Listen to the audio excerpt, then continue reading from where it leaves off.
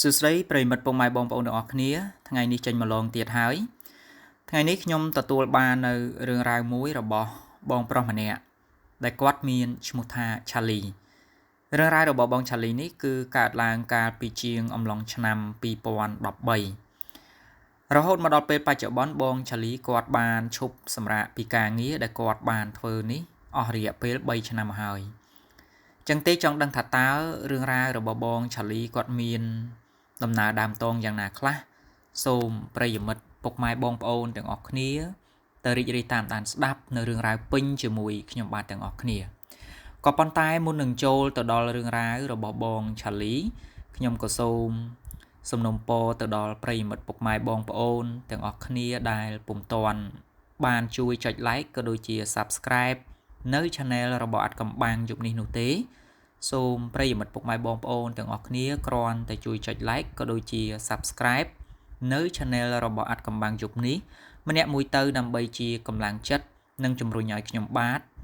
ស្វែងរកនៅរឿងរ៉ាវផ្សេងៗដើម្បីនឹងលើកយកមកសម្រាប់ចែកជូនទៅដល់ប្រិយមិត្តពុកម៉ែបងប្អូនទាំងអស់គ្នាបានស្ដាប់ទុកជាការកម្សាន្តចឹងទេកុំឲ្យខាត់ពេលវេលាយូរសូមប្រិយមិត្តពុកម៉ែបងប្អូនទាំងអស់គ្នាទៅរីករាយតាមដានស្ដាប់នៅរឿងរ៉ាវពេញរបស់បង Charlie ជាមួយខ្ញុំបាទទាំងអស់គ្នានៅអំឡុងឆ្នាំ2013បង Charlie គាត់គឺជាបុគ្គលិកផ្នែកលក់ខាងអចលនទ្រព្យនៅក្នុងរាជធានីភ្នំពេញប៉ុន្តែកាលនោះបង Charlie គាត់ទៅធ្វើការនៅរាជធានីភ្នំពេញហ្នឹងតែម្នាក់ឯងនោះទេសម្រាប់ប្រពន្ធរបស់គាត់ហ្នឹងក៏មានកិច្ចការងារដែលត្រូវបំពេញហ្នឹងនៅឯខេត្តនៅឯស្រុករបស់គាត់ឯនេះសូមបញ្ជាក់ថាជារៀងរាល់សប្តាហ៍នៅពេលដែលបង Charlie គាត់សម្រាកពីការងារនៅរៀងរាល់ចុងសប្តាហ៍ពួកគាត់តែងតែជួបជុំជាមួយនឹងក្រុមការងាររបស់ពួកគាត់ដើម្បីនឹងរៀបចំកម្មវិធីតិចតួចដើម្បីនឹងថាហូបអីជុំគ្នាចឹងទៅថ្ងៃមួយហ្នឹងបង Charlie ក៏ត្រូវធ្វើដំណើរមកខេត្តមកផ្ទះស្រុកកំណើតរបស់គាត់នេះអញ្ចឹងបន្ទាប់អំពីពួកគាត់បានជួបជុំគ្នាហើយបង Charlie ហ្នឹងគាត់ក៏បានធ្វើដំណើរមកទាំងយប់តែម្ដងប៉ុន្តែនៅពេលនោះក៏ក្រុមការងារក៏ដូចជាមិត្តភ័ក្តិរបស់គាត់ហ្នឹងបានខាត់គាត់ដោយសារតែពួកគាត់ទាំងអស់គ្នាហ្នឹងមិនចង់ឲ្យបង Charlie ហ្នឹងគាត់ធ្វើដំណើរមកទាំងយប់នោះទេក្រែងថាពេលដែលគាត់បើកបរមកតែឯងហ្នឹងវាមានជួបបញ្ហាគ្រោះថ្នាក់អីចឹងទៅវាពិបាកហើយណាមួយទៀតនៅពេលនោះវាក៏ជាពេលមួយដែលយប់ជ្រៅទៅហើយមានភ្លៀងធ្លាក់ហ្នឹងក៏ខ្លាំងទៀតប៉ុន្តែបង Charlie គាត់ថាគាត់អត់បានស្ដាប់តាមការណែនាំរបស់មិត្តភ័ក្តិរបស់គាត់ទេបន្ទាប់អំពីពួកគាត់បានជួបជុំគ្នាហើយអីហើយហ្នឹងគាត់ក៏បានធ្វើដំណើរចេញមកពីរាជធានីភ្នំពេញឆ្ពោះមកកាន់ខេត្តកំពង់ចាមទាំងយប់តែម្ដងនៅពេលដែលបង Charlie គាត់បានធ្វើដំណើរមកដល់ផ្លូវបំបែកមួយដែលទៅផ្សារផ្អាវបងប្អូនមានផ្លូវបំបែកមួយចូលទៅផ្សារផ្អាវជំនាន់ហ្នឹងបង Charlie គាត់ថាមិនទាន់ជាមានផ្លូវចាក់បេតុងផ្លូវកស៊ូអីទេអាផ្លូវចូលទៅផ្សារផ្អាវហ្នឹងនៅផ្លូវគ្រួក្រហមនៅឡើយទេដល់ពេលអញ្ចឹងគាត់ក៏ស្រាប់តែឃើញមានស្ត្រីម្នាក់ដែលមានអាយុហ្នឹងមិនជាចាស់អីប្រហែលទេគាត់ថាអាយុខ្ទង់ត្រឹមតែ20ឆ្នាំជាងអីប៉ុណ្ណឹងកំពុងតែដើរតាមផ្លូវហើយពរកូនទៀតក្រោមដំណក់ទឹកភ្លៀងយ៉ាងជោគជាំនឹងឯងពេលហ្នឹងគាត់ក៏ឆ្ងល់ថាទេយប់ថ្មណែទៅហើយហេតុអីបានជាមានមនុស្សស្រីដើរ3កូនពរកូនក្រោមដំណក់ទឹកភ្លៀងអត់មានឆាតអត់មានអីទេហើយអត់ខ្លាចគ្រុនល្ងាអត់ខ្លាចកូននឹងឈឺទេអីទី1ទី2គាត់គិតថាយប់វាម៉ោង12ទៅហើយមនុស្សស្រីដែលដើរនៅលើដងផ្លូវហ្នឹងចម្លែកមែនតើគាត់ដើរថ្មឹងហើយពរកូនរបស់គាត់ចឹងទៅពេលដែលភ្លើងឡានរបស់បង Charlie បាញ់ជះចំទៅកាន់គាត់អត់មានកលេចមើលឬក៏សុំឡានបង Charlie នឹងជិះអីអត់ទេពេលហ្នឹងបង Charlie ហ្នឹងគាត់ក៏គិតទៅលើរឿងមួយយ៉ាងដោយសារតែនៅសម័យហ្នឹងគាត់ថាសបោមនុស្សសំដែងសុំឡានជិះពេលយប់ឬក៏គ្រោះថ្នាក់អីនៅពេលយប់ពេលដែលយើងចោះទៅយកអាសាចោះទៅជួយអីហ្នឹងចាប់ផ្ដើមប្លន់ចាប់ផ្ដើមចេញមកគំរាមកំហែងយើងយកទ្រព្យរបស់ចឹងទៅចឹងពេលហ្នឹងគាត់អត់ឈប់ទេគាត់គិតទៅលើអារឿងបែបហ្នឹងឯងខ្លាចថាស្ត្រីនឹងគាត់សំដែងអីចឹងទៅពេលដែលគាត់ស៊ូនាំឬក៏ជួយយកអាសាអីចឹងទៅវាមានបញ្ហាដល់គាត់ក៏បានជិះហួសទៅប៉ុន្តែនៅពេលដែលគាត់ជិះហួសទៅហ្នឹងគាត់ក៏មានកូនចិត្តមួយហ្នឹងគិតថាយប់ថ្មហ្នឹងហើយមិនដឹងថាគ្នាមកពីណាទៅណាមានធុរៈអីចាំបាច់ហើយ គ្មានអីជីដើរកាត់ទឹកភ្លៀងអត់មានឆាត់អីទទួលឲ្យកូនតូចនៅដៃទៀតខ្លាចថាវាគ្រុនល្ងាអីចឹងទៅជាពិសេសហ្នឹងគឺអាណិតក្មេងនោះដែលម្ដាយពោឲ្យដើរក្រោមដំណក់ទឹកភ្លៀងមកសើមជោគចឹងទៅគាត់មានអាកូនចិត្តអាណិតចឹងហើយគាត់ក៏មើលតាមអាកញ្ចក់ឡានក្រោយរបស់គាត់ហ្នឹងក្រែងលោថាឃើញស្ត្រីហ្នឹងនៅដើរតាមផ្លូវទៀតប៉ុន្តែគាត់មើលយ៉ាងណាក៏មើលអត់ឃើញដែរដោយសារតែយប់ងងឹតផងហើយណាមួយពេលហ្នឹងគឺមានឡានតែគាត់មួយនឹងឯងដែលបើកមកហ្នឹងដល់ពេលអញ្ចឹងគាត់ក៏ចាប់ផ្ដើមបកក្បាលឡានរបស់គាត់ហ្នឹងត្រឡប់ទៅក្រោយវិញថាដើម្បីនឹងទៅសួរនាំស្ត្រីម្នាក់ហ្នឹងហើយនឹងអាលថាបើគាត់អត់មានមធ្យោបាយឬក៏ផ្ទះរបស់គាត់ហ្នឹងនៅមិនឆ្ងាយពីដងផ្លូវដែលចូលទៅទេក៏គាត់អាចថានឹងជូនទៅដល់ផ្ទះចឹងទៅគាត់ក៏បកក្បាលឡានរបស់គាត់ហ្នឹងត្រឡប់ទៅក្រោយវិញអញ្ចឹងនៅពេលដែលគាត់បកក្បាលឡានត្រឡប់មកក្រោយហ្នឹងគាត់ក៏ចាប់ផ្ដើមសម្លឹងមើលនារីម្នាក់ហ្នឹងម្ដងទៀតក្រែងលោថាគាត់នឹងឆ្លងផ្លូវឬក៏ចូលទៅតាមផ្លូវលំណាបាត់ទៅអញ្ចឹងពីព្រោះអាដំណើរដែលគាត់មកហ្នឹងវាមានផ្លូវឆ្លងកាត់ហ្នឹងវាច្រើនណាស់ដែរដល់ពេលគាត់សម្លឹងមើលយ៉ាងណាក៏អត់មានឃើញនារីម្នាក់ហ្នឹងទៀតដែរដល់អញ្ចឹងគាត់ក៏គិតថាអូប្រហែលជានារីម្នាក់ហ្នឹងគាត់ឆ្លងផ្លូវចូលទៅកាន់ផ្ទះរបស់គាត់បាត់ហើយអញ្ចឹងបងឆាលីគាត់ក៏បានបកក្បាលឡានរបស់គាត់ត្រឡប់មកវិញអំឡុងពេលដែលគាត់បកក្បាលឡានរបស់គាត់ត្រឡប់មកវិញហ្នឹងគាត់បើកមិនទាន់បានប៉ុន្មានផងបងឆាលីក៏ស្រាប់តែឃើញនារីម្នាក់ហ្នឹងពោកូនដើរនៅខាងស្ដាំដៃហ្នឹងម្ដងទៀតហើយពេលហ្នឹងគាត់ក៏ចាប់ផ្ដើមភ្ញាក់ព្រឺតតែម្ដងគាត់ថាចុះអំបញ្ញមិញនេះគាត់សន្លឹងរមើលដែរហេតុអីបានជាគាត់មើលអត់ឃើញបែរជាគាត់ត្រឡប់ក្បាលឡានមកវិញឃើញនារីម្នាក់ហ្នឹងដើរនៅលើអាដងផ្លូវដដែលហ្នឹងទៀតដល់ពេលអញ្ចឹងគាត់ក៏គិតថាអូប្រហែលជាគាត់នឹងមើលមិនសពមិនគ្រប់ជ្រុងជ្រោយហើយមើលទៅនោះពេលហ្នឹងគាត់ក៏បានប្រហើបកញ្ចក់ឡានរបស់គាត់នឹងសួរទៅនារីម្នាក់ហ្នឹងថាគាត់ធ្វើដំណើរពីណាទៅណាយប់ថ្មនឹងហើយអីហើយណាអត់មានឆាត់ទទួលហើយកូននឹងក៏ល្ងាញ័រញាក់មើលទៅប៉ុន្តែនារីម្នាក់ហ្នឹងគាត់ឆ្លើយមកវិញតាមធម្មតាទេដូចមនុស្សយើងធម្មតាអញ្ចឹងអត់មានថាឆ្លើយមករបៀបថា slow យឺតអីឬក៏សំឡេងនឹងខ្សៅអីគឺអត់ទេបងឆាលីគាត់ថាដូចជាមនុស្សយើងធម្មតានោះទេចឹងហើយពេលហ្នឹងបានជាធ្វើឲ្យគាត់អត់មានការផិតភ័យអត់មានការខ្លាចអីចំពោះនារីម្នាក់ហ្នឹងទេចឹងក៏នារីម្នាក់ហ្នឹងគាត់ថាគាត់មកពីធ្វើការឲ្យគេប៉ុន្តែម៉ូតូរបស់គាត់ហ្នឹងវាខូចដល់ចឹងទៅគាត់ក៏បានយកទៅឲ្យជាងនឹងធ្វើហើយជាងក៏ធ្វើអត់ទាន់ហើយដែរប៉ុន្តែកូនស្រីរបស់គាត់នៅផ្ទះនោះវាឈឺដល់អញ្ចឹងទៅគាត់ដាច់ចិត្តត្រូវតែធ្វើដំណើរដោយថ្មើរជើងនឹងឯងហើយមិនឆ្ងាយពីកន្លែងគាត់នឹងប្រហែលទេប្រហែលជាខ្ទង់3គីឡូអីហ្នឹងដល់ផ្ទះរបស់គាត់ហើយអាផ្លូវដែលត្រូវបត់ចូលទៅផ្ទះរបស់គាត់ហ្នឹងប្រហែលជាខ្ទង់1គីឡូទេដល់ហើយអញ្ចឹងដល់ពេលអញ្ចឹងក៏បងឆាលីហ្នឹងក៏គាត់អាណិតថាអញ្ចឹងអត់អីទេបើសិនជាផ្លូវវាត្រូវជាមួយនឹងផ្លូវដែលគាត់ត្រូវធ្វើដំណើរទៅផ្ទះដែរអញ្ចឹងគាត់អាចជូនទៅដល់ផ្ទះបានពីព្រោះថាវាមិនជ្រៅអីណាស់ណានោះទេបើតាមអ្វីដែលប្អូនស្រីម្នាក់ហ្នឹងបានប្រាប់មកកាន់បងឆាលីហ្នឹងពេលហ្នឹងក៏បងឆាលីហ្នឹងហៅឲ្យប្អូនស្រីម្នាក់ហ្នឹងឡើងឡានជាមួយគាត់មកនៅពេលដែលគាត់បានឡើងឡានមកហើយបងឆាលីហ្នឹងក៏គាត់ចាប់ផ្ដើមចេញដំណើរទៅគាត់ថានៅពេលដែលគាត់បើកឡានបានប្រហែលជាខ្ទង់ 3-4 នាទីបងឆាលីគាត់ក៏ចាប់ផ្ដើមធុំអាក្លិនធូបគេដុតណាចូលមកក្នុងច្រមុះរបស់គាត់ពេលហ្នឹងគាត់ក៏ចាប់ផ្ដើមឆ្ងល់ហើយគាត់ក៏បានសួរថាប្អូនស្រីប្អូនឯងមានអុជធូបឬក៏យកធូបយកទៀនឯមកតាមខ្លួនអត់ដល់ពេលអញ្ចឹងក៏ប្អូនស្រីម្នាក់ហ្នឹងនិយាយថាអូចាបងហ្នឹងហើយខ្ញុំមកតាមផ្លូវហ្នឹងខ្ញុំក៏បានទិញធូបទិញផ្កាឈូកទៀនអីហ្នឹងដើម្បីនឹងថាយកទៅផ្ទះពីព្រោះថាម្ដាយរបស់ខ្ញុំហ្នឹងបានរកគ្រូមើលទៅថាម្ដាយដើមរបស់គេហ្នឹងប្រកែប្រកាន់ទើបធ្វើឲ្យកូនរបស់ខ្ញុំហ្នឹងក្តៅខ្លួនមិនបាត់ចឹងទៅទោះបីតែដាក់ថ្នាំអីហ្នឹងក៏វាអត់បាត់ដែរដល់ពេលបងឆាលីគាត់លឺអញ្ចឹងហើយក៏គាត់អត់ឆ្ងល់អីដែរដោយសារតែគាត់បានដឹងចម្លើយពីប្អូនស្រីម្នាក់ហ្នឹងហើយគាត់ក៏នៅតែបន្តដំណើរទៅមុខទៀតនៅពេលដែលគាត់បន្តដំណើរមកដល់ពាក់កណ្ដាលផ្លូវហ្នឹងបងឆាលីនឹងឯងគាត់រៀងងោកងុយបន្តិចដោយសារតែគាត់បើកបរពេលយប់ផងវាភ្លៀងផងហើយគាត់ទទួលអាគ្រឿងស្រវឹងនឹងផងគាត់រៀងងោកងុយបន្តិចនៅពេលដែលគាត់ងោកមកផ្ងក់ទៅគាត់ក៏ស្រាប់តែឮសំឡេងស្រែកចាចខ្លាំងមែនទែនចេញពីខាងក្រោយខ្នងរបស់គាត់គឺមានន័យថាសំឡេងមួយហ្នឹងគឺជាសំឡេងប្អូនស្រីម្នាក់ដែលគាត់បានហៅឲ្យជិះឡានជាមួយនឹងឯង ពេលនឹងបងឆាលីគាត់ក៏ចាប់ផ្ដើមជន់ហ្វ្រាំងឡាននឹងមកទំហឹងពេលដែលគាត់ជន់ហ្វ្រាំងឡានជាប់ហើយពេលនោះគាត់ក៏បានកលេចមើលទៅខាងមុខឡានរបស់គាត់ក៏ឃើញគោ2ក្បាលដើរកាត់ផ្លូវដល់ពេលអញ្ចឹងស្រាប់តែបងឆាលីនឹងគាត់គិតបដ ாய் គាត់គិតថាអូមកគាត់ងោកងុយមិញហ្នឹងគឺគាត់អត់បានមានស្មារតីនឹងបើកបរឡានដោយប្រុងប្រយ័ត្នទេចឹងសំណាងល្អមែនទែនដែលប្អូនស្រីម្នាក់ហ្នឹងគាត់ស្រែកធ្វើឲ្យគាត់នឹងមានស្មារតីឡើងវិញអំឡុងពេលដែលគាត់កំពុងតែគិតហ្នឹង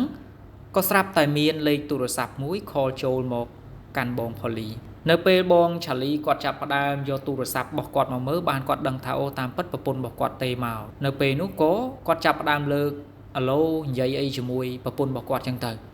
ប៉ុន្តែអ្វីដែលគាត់ទទួលបានគឺប្រពន្ធរបស់គាត់នឹងថាឥឡូវបងឯងនៅណាបងឯងកំពុងតែនៅផ្ទះប្រពន្ធចង់បងឯងមែនពេលនោះក៏បងឆាលីគាត់ចាប់ផ្ដើមឆ្ងល់បដ ாய் គាត់ថាមិនក៏អូនឯងនិយាយចឹងបងកំពុងតែធ្វើដំណើរទៅផ្ទះបងអត់មាននៅផ្ទះប្រពន្ធចង់ប្រពន្ធដើមអីទេឥឡូវមេឃក៏វាកំពុងតែភ្លៀងអញ្ចឹងចាំដល់ផ្ទះចាំយើងនិយាយគ្នាពេលហ្នឹងក៏ប្រពន្ធរបស់គាត់ហ្នឹងបិទទូរស័ព្ទទៅបន្ទាប់ពីបិទទូរស័ព្ទហើយបានបងឆាលីគាត់ចាប់ផ្ដើមកលេចមកខាងក្រោយនេះបំរុងថានឹងសួរថាប្អូនស្រីម្នាក់ហ្នឹងគីឡូគាត់ថាម្ដងពេលដែលគាត់ងោកងុយហ្នឹងប្អូនស្រីម្នាក់ហ្នឹងគាត់ស្រែកហ្នឹងគាត់ភ័យគាត់ស្លន់គាត់ស្លោអីចឹងទៅណាគាត់ក៏កលេចមកក្រោយហ្នឹងបំរុងថានឹងសួរប្អូនស្រីម្នាក់ហ្នឹងក៏ស្រាប់តែបាត់ប្អូនស្រីម្នាក់ហ្នឹងពីក្នុងឡានរបស់គាត់ពីស្មារណាក៏មិនដឹងពេលហ្នឹងបងឆាលីគាត់ចាប់ផ្ដើមព្រឺឆ្អឹងខ្នងចាប់ផ្ដើមខ្លាចហើយពីព្រោះថាអំឡុងពេលដែលគាត់បើកបរហ្នឹងបើសិនជាថាប្អូនស្រីម្នាក់ហ្នឹងស្រែកឲ្យលោតចេញពីឡានក៏អត់ដឹងថាលោតតាមណាដែរពីព្រោះទ្វារឡានរបស់គាត់នៅបិទជិតកញ្ចក់ឡានក៏នៅបិទជិតដែរដល់ពេលអញ្ចឹងគាត់ក៏ចាប់ផ្ដើមសលឹងមើលទៅខាងមុខឡានរបស់គាត់ម្ដងទៀតគាត់ឃើញមានគំនុះសអ្វីមួយយ៉ាងនៅខាងមុខឡានរបស់គាត់នឹងឯងហើយអាខាងមុខហ្នឹងគឺមានផ្លូវលំមួយនៅខាងស្ដាំដៃដល់ពេលអញ្ចឹងគាត់ក៏ចាប់ផ្ដើមគិតថាតាមពិតទៅប្រហែលជានារីម្នាក់ដែលជិះជាមួយគាត់ហ្នឹងមិនមែនមនុស្សទេប្រហែលជាខ្មោចហើយបើសិនជាគាត់លោតចុះពីលើឡានម្លេះសមនឹងទ្វារឡានរបស់គាត់លបើកឬក៏កញ្ចក់ឡានរបស់គាត់ហ្នឹងត្រូវបានទម្លាក់ចុះហើយនេះគឺស្ងាត់បាត់ចេញពីលើឡានរបស់គាត់តែម្ដងដល់ពេលហ្នឹងបងឆាលីគាត់ចាប់ផ្ដើមមានអារម្មណ៍ខ្លាចកាន់តែខ្លាំងឡើងហើយគាត់ក៏ចាប់ផ្ដើមជន់រាឡានរបស់គាត់បន្ថែមលបឿនទៅមុខទៀត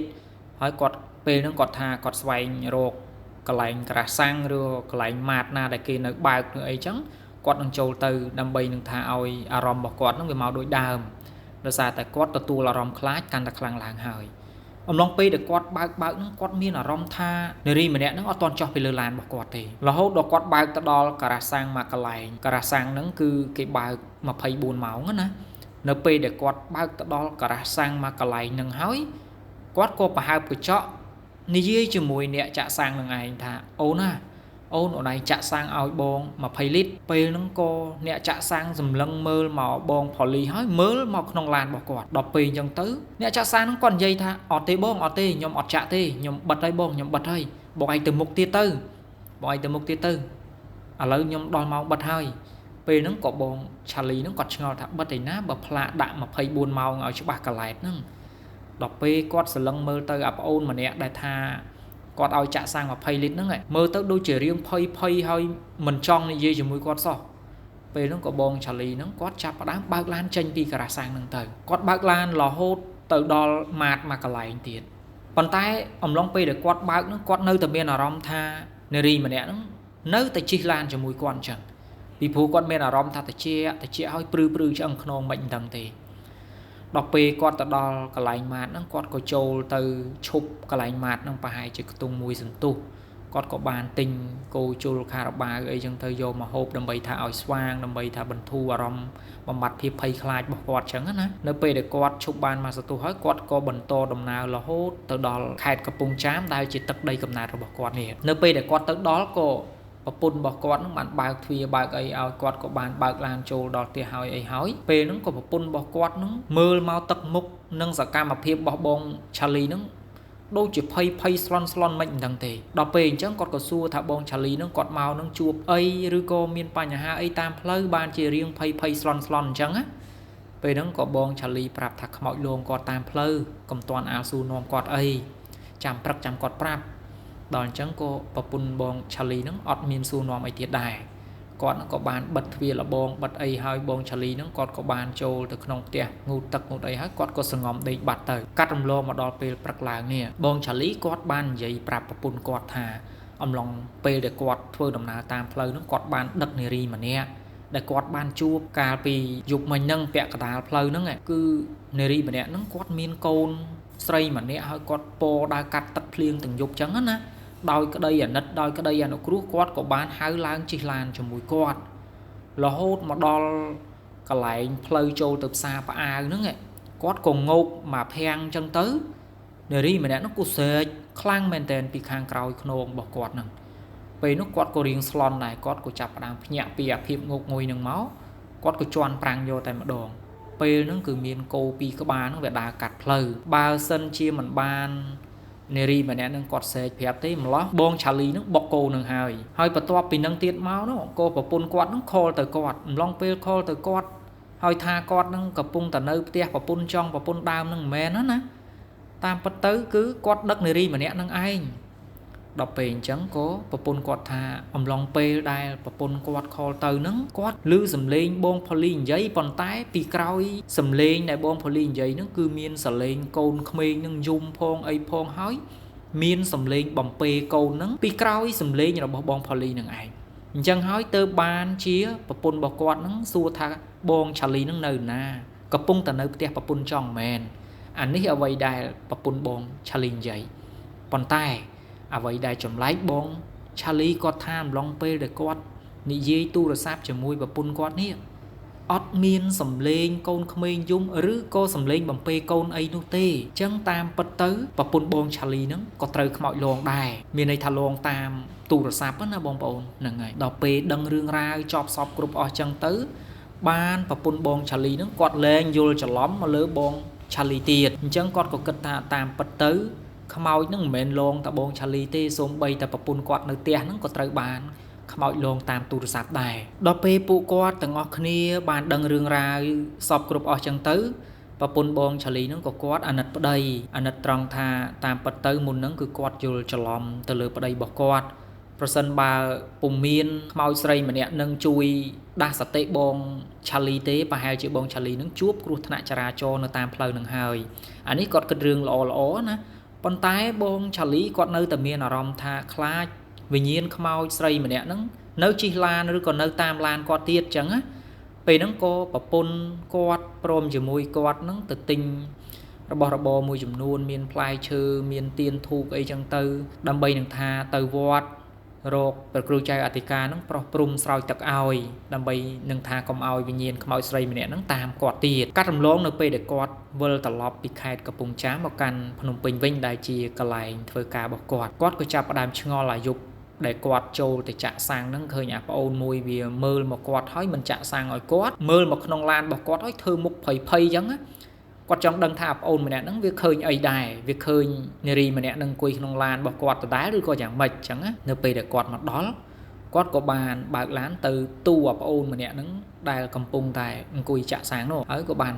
ចាក់សាំង20លីត្រគាត់ក៏បានសួរនាំថាអាយុដែលគាត់បានឲ្យអាប្អូននឹងចាក់សាំងឲ្យអាប្អូននឹងវាមិនចាក់សាំងឲ្យហើយវាមើលមកក្នុងឡានគាត់មើលមកគាត់ដោយទឹកមុខភ័យហ្នឹងអាប្អូនម្នាក់ហ្នឹងវាឃើញអីមែនដល់ពេលអញ្ចឹងក៏អាប្អូនម្នាក់ហ្នឹងនិយាយថាអូតាមពិតបងម្នាក់ដែលខ្ញុំជួបកាលពីប្រហែលថ្ងៃមុនពេលយប់ហ្នឹងមែនបងទៅបងឆាលីក៏ថាហ្នឹងហើយអូនតើអូនឯង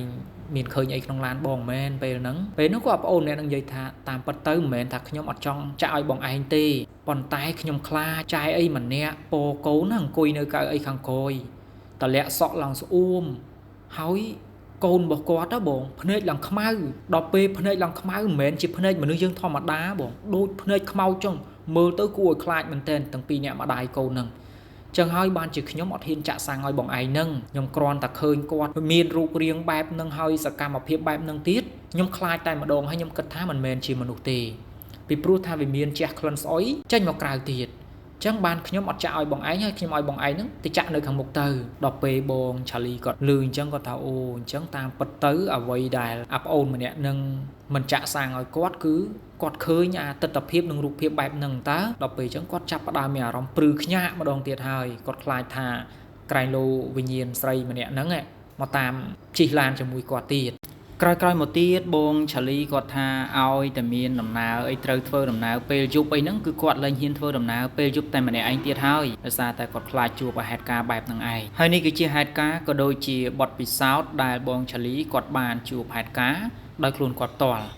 ចឹងទេសង្ឃឹមថាប្រិយមិត្តពុកម៉ែបងប្អូនទាំងអស់គ្នានឹងចូលចិត្តនៅវីដេអូមួយនេះជាចុងក្រោយខ្ញុំក៏សូមជូនពរប្រិយមិត្តពុកម៉ែបងប្អូនទាំងអស់គ្នាមានសុខភាពល្អធ្វើដំណើរទៅទីចិត្តទីឆ្ងាយប្រកបដោយសុខសុវត្ថិភាពគ្រប់ពេលវេលាសូមអរគុណ